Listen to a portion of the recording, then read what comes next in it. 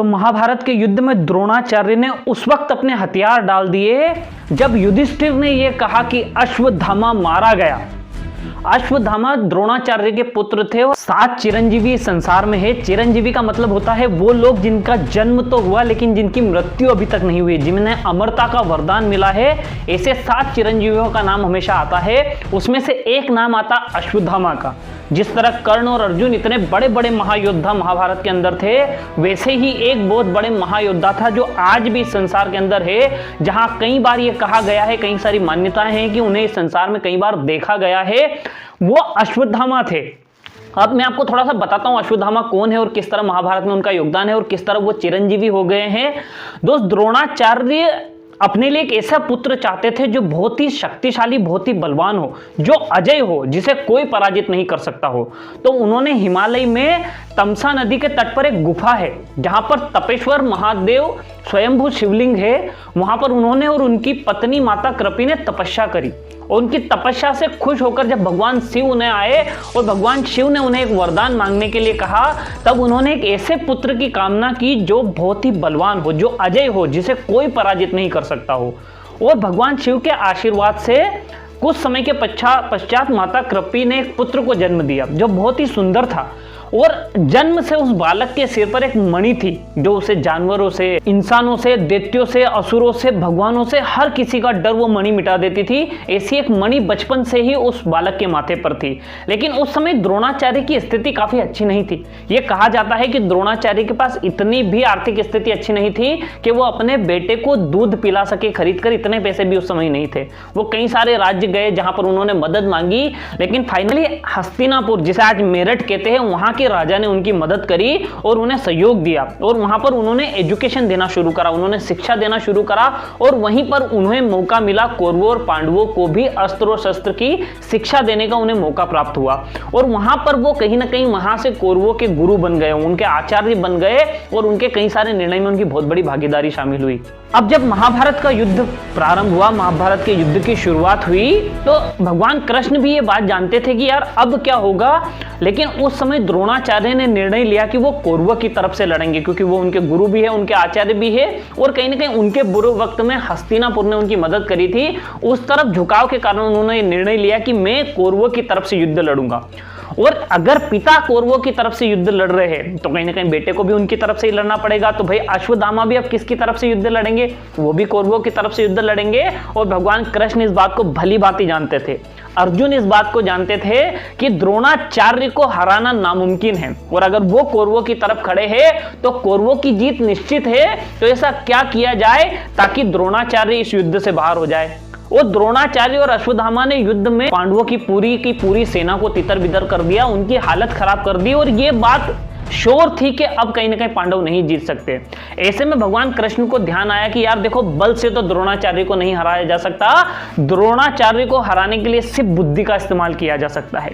तो उन्होंने एक युक्ति निकाली और उन्होंने युधिष्ठिर से कहा, धर्मराज युधिष्ठिर आप जाइए और जाकर द्रोणाचार्य से ये कहिए कि अश्वत्थामा मारा गया। अब युधिष्ठिर तो ये बात जानते थे कि यार अश्वत्थामा तो जिंदा है, वो तो युद्ध लड़ रहा है। तो उन्होंने कहा कि नहीं नहीं, ये तो अनीति काम है, मैं ऐसा नहीं कर सकता। तब भगवान कृष्ण ने कहा कि देखो, तुम्हें झूठ नहीं बोलना है, तुम्हें जाकर सच बोलना है, क्योंकि युद्ध के अंदर अश्वत्थामा सच में मारा गया।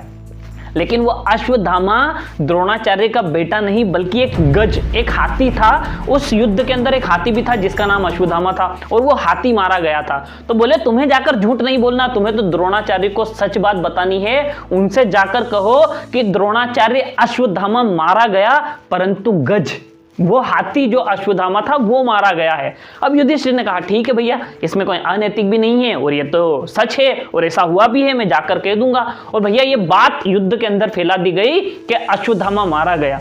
जब द्रोणाचार्य को ये बात पता चली तो द्रोणाचार्य ने कहा कि एक ही आदमी है जो सच बता सकता है और मैं उससे पूछना चाहूंगा, और वो थे धर्मराज युधिष्ठिर। जब द्रोणाचार्य ने युधिष्ठिर से पूछा कि युधिष्ठिर क्या ये सच है, तो युधिष्ठिर ने कहा कि जी गुरुदेव, अश्वत्थामा मारा गया, परंतु गज ये बात उन्होंने कही। और यहां पर भगवान कृष्ण ने ये करा कि जब युधिष्ठिर ने बोला कि अश्वत्थामा मारा गया परंतु गज, जब उन्होंने परंतु गज बोला तब भगवान कृष्ण ने शंखनाद करा।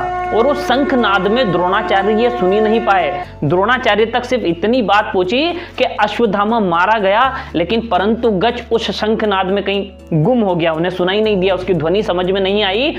और द्रोणाचार्य इतने हताश हो गए कि उन्होंने अस्त्र छोड़ दिए। और जब उन्होंने अस्त्र छोड़े और अपने घुटनों पर बैठे थे, उस समय धृष्टद्युम्न ने इस बात का फायदा उठाया और अपनी तलवार से द्रोणाचार्य का सर उनके धड़ से अलग कर दिया।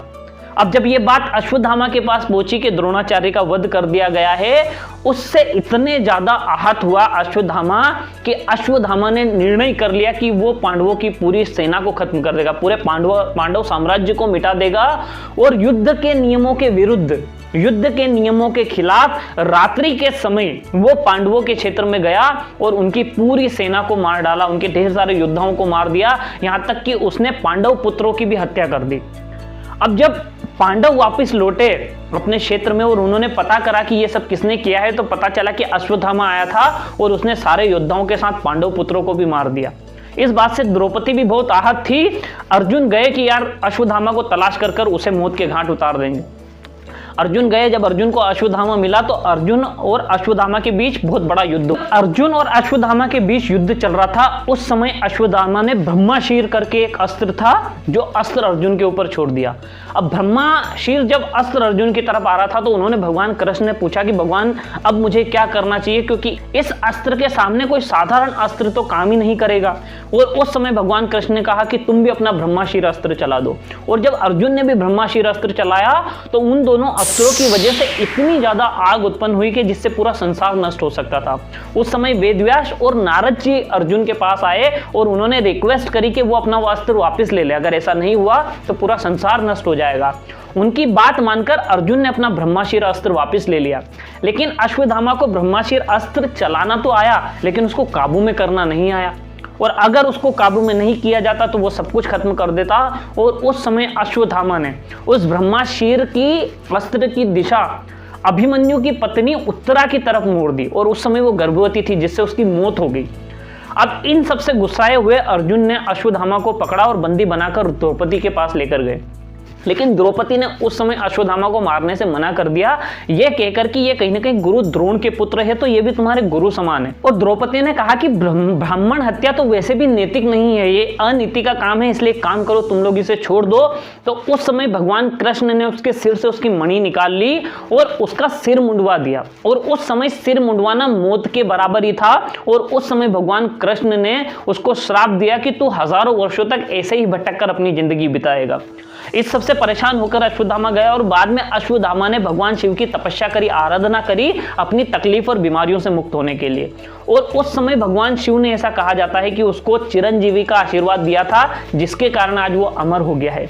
और ऐसा कहा जाता है कि अश्वत्थामा को आज भी कई सारी जगह देखा गया है।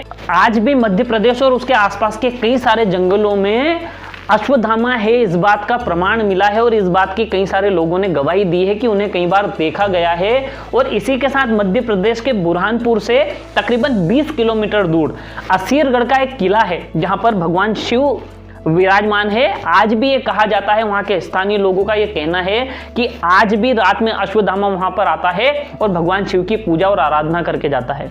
तो दोस्त, अश्वत्थामा एक ऐसा योद्धा था जिसे पराजित ही नहीं किया जा सकता और जो आज भी अमर है, ऐसे दावे किए जाते हैं। अश्वत्थामा कौन है, किस तरह महाभारत के युद्ध में उनका योगदान रहा है, कहां से उन्हें चिरंजीवी का आशीर्वाद मिला, और वो सब कुछ मैंने आपको जानकारी शेयर करी है। तो दोस्त, आज हमने किसी एक चिरंजीवी के बारे में बात करी है। अगर मुमकिन हो सका तो हम धीरे धीरे करके लगभग आपको 7 चिरंजीवी के बारे में बताएंगे। और अभी ये कहा जाता है कि अब ये चिरंजीवी 7 नहीं बल्कि 8 है।